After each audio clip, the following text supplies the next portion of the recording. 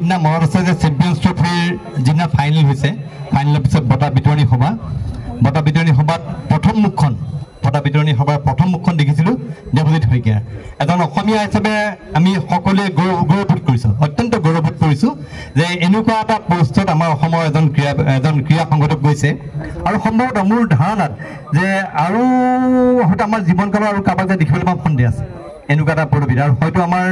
ভাৰতীয় ক্ৰীড়াৰ ইতিহাসৰ আটাইতকৈ গুৰুত্বপূৰ্ণ এটা পদবী এইটো এটা BCCI ছেক্ৰেটাৰী তাৰ লগতে তেওঁ ICCI বৰ্ড অফ ডাইৰেক্টৰ্ছৰ অন্যতম ডাইৰেক্টৰ সেইটো আছে লগতে আৰু কেইখনমান কমিটি আছে যেনেকৈ ফাইনেন্স কমিটি যিখন ফাইনেন্স এণ্ড কমাৰ্চিয়েল কমিটি মূল কমিটি যিখন ICCI মূল কমিটি সেইখন কমিটি তেওঁৰ এজন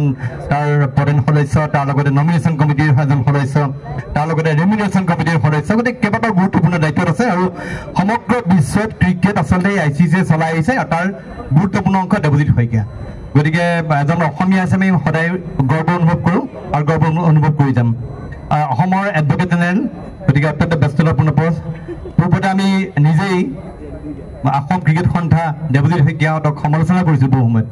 মনত আছে যে আমাৰ তেওঁলোকে ক্ৰিকেটক যিমান গুৰুত্ব দিছে ফুটবলক গুৰুত্ব দিয়া নাই বুলি দেৱজিতে মোক আগতে এটা ইণ্টাৰভিউত মোক কৈছে ফুটবলৰ কাৰণে কি চিন্তা কৰিছিলে সেইবিলাক লৈ যথেষ্ট চৰ্চা হৈছিল যে আমাৰ অসমত ফুটবল ফিল্ড নাই ফুটবল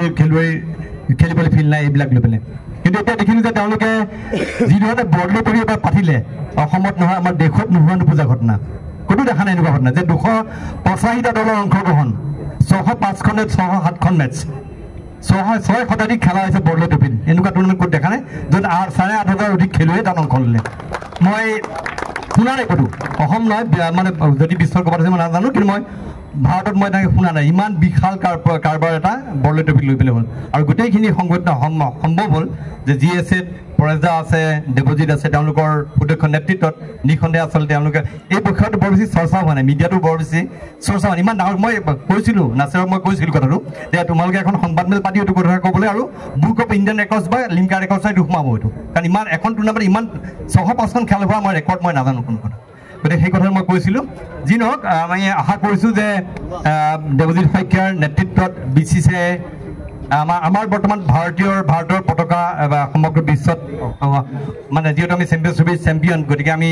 সগৌৰৱে বিশ্ব চেম্পিয়নৰ এটা খিতাপ পাই আছোঁ গতিকে সেই ধ্বজা অব্যাহত থাকিব সেইখন অব্যাহত থাকিব তাৰ নেতৃত্ব তাৰ লগতে আমি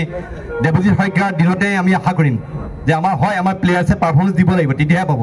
তথাপিতো তেওঁৰ নেতৃত্বত তেওঁ থকাৰ সময়তে আমাৰ ইণ্ডিয়ান টীমত উমা চেত্ৰীৰ নিচিনা খেলুৱৈ ইণ্ডিয়ান টীমত সোমালে আমাৰ গতিকে আমি সেইটো গৌৰৱ কৰিছোঁ আৰু আমি বিচাৰিছোঁ কোনোবা দিনা টেষ্ট টীমত আমাৰ ইণ্ডিয়ান প্লেয়াৰ সোমাব আমাৰ অসমৰ খেলুৱৈ স্থান পাব সেই ক্ষেত্ৰত আমি দেৱজিৎ শইকীয়া যিহেতু গোটেই বস্তু নেতৃত্ব দিছে এইটো কথাও ঠিক যে তেওঁ প্ৰদৰ্শন নহ'লে টীমত সোমাব নোৱাৰে কিন্তু একে কেলিবাৰ বহুত প্লেয়াৰ থাকে তাৰ মাজত ক'ৰবাত ক'ৰবাত পুছ কৰিব পাৰে মই নাজানো এইটো সম্ভৱ হয় ন কিন্তু সেইটো আমাৰ দাবী থাকিব আমাৰ মৰমৰ আবদাৰ থাকিব তেওঁৰ ওচৰত যে আমি তেওঁৰ গাঁৱতে যাতে এজন খেলুৱৈ অন্ততঃ দেখা পাওঁ যাক অনুসৰণ কৰি আৰু বহু খেলুৱৈ ওলাই আহিব এইখন ফিল্ডত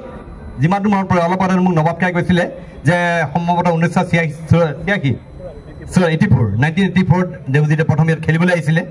1984 বা 10-12 বছৰমান কাল ইয়াত খেলিছে তেওঁ এইখন ফিল্ডত খেলিছে এইখন ফিল্ডতে তেওঁ ক্ৰিকেটাৰ হিচাপে প্ৰ'ড হৈছিলে আৰু এইখন ফিল্ডৰ পৰাই গৈ তেওঁ জাতীয় দলক আমাৰ অসম দলক প্ৰতিনিধিত্ব কৰিছিলে গতিকে নিঃসন্দেহে আজি এইসকল এই সৰু আমাৰ যিসকল খেলুৱৈ আছে তেওঁলোকৰ তেনেকুৱা ধৰণৰ খেলুৱৈৰ পৰা আজি ইয়াত আসন শুৱনি কৰিছে গতিকে দেৱজিৎ শইকীয়া আমাৰ কাৰণে গৌৰৱৰ বিষয় আমি আশা ৰাখিছোঁ তেওঁৰ নেতৃত্বত আমাৰ দেশত ক্ৰিকেটে এটা খুব সুন্দৰ ইতিবাচক গতি লাভ কৰিব অসম ক্ৰিকেটৰ আৰু উন্নতি হ'ব তেওঁৰ দিনত আৰু এটা ভাল কাম কৰিছে মই সদায় এইটো কথা কওঁ দেৱজিৎক বেলেগ কথাত আমি কেইবাটা সমালোচনা কৰি এই কথা ক'ব লাগিব যে এছিয়াৰ যেতিয়া তেওঁ দায়িত্ব ল'লে সমগ্ৰ অসমত এটা অত্যন্ত গুৰুত্বপূৰ্ণ কাম কৰিলে চাৰিওফালে ক্ৰিকেট ষ্টেডিয়াম বনালে আনকি ডিমা হাছাওত এখন ষ্টেডিয়াম সুন্দৰ ষ্টেডিয়াম বনাইছে গতিকে এই কথা যে অসমত ক্ৰিকেটৰ উত্তৰণৰ কাৰণে আমাক সদায় কৈছে যে আন্তঃগাঁথনি লাগে ফিল্ড লাগিব এই ফিল্ডিঙৰ কৰিলে কোচিঙৰ ব্যৱস্থা কৰিছে আৰু এই প্ৰক্ৰিয়াটো অব্যাহত ৰাখে এই কামনা কৰিলোঁ আজি ইয়াত উপস্থিত আছে নৱাব আলী তেখেতক আজি BCCI ৰাখি আমাৰ গুৱাহাটী ক্ৰিকেট কোচিং চেণ্টাৰৰ যিহেতু সভা তেখেতৰ কথা উল্লেখ নকৰিলে নহ'ব অলপতে শুনিবলৈ পালোঁ তেখেতৰ কথা তেখেতৰ লগত আলোচনা কৰিছিলোঁ অসমৰ পৰা প্ৰায় 60 বা 65 মান ৰঞ্জী প্লেয়াৰটো সৃষ্টি কৰিলে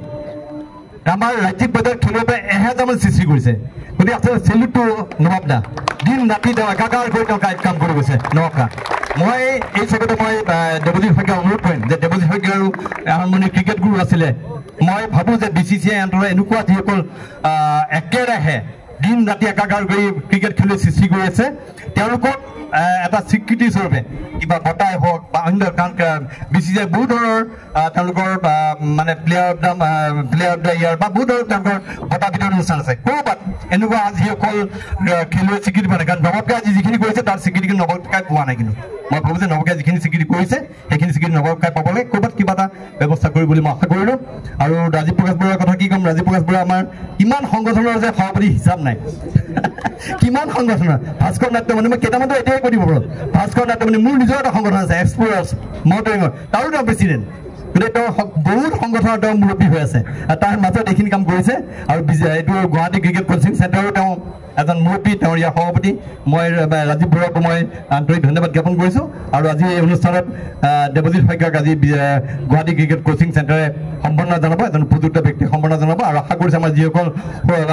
মানে যিসকল শিশু খেলুৱৈ আছে তেওঁলোকেও তেওঁ দেৱজিৎ শইকীয়াক অনুসৰণ কৰে এনেকৈ ওলাই আহক সেই কামনা কৰিলোঁ পুনৰবাৰ দেৱজিৎ শইকীয়ালৈ আন্তৰিক অভিনন্দন জ্ঞাপন কৰিছোঁ ধন্যবাদ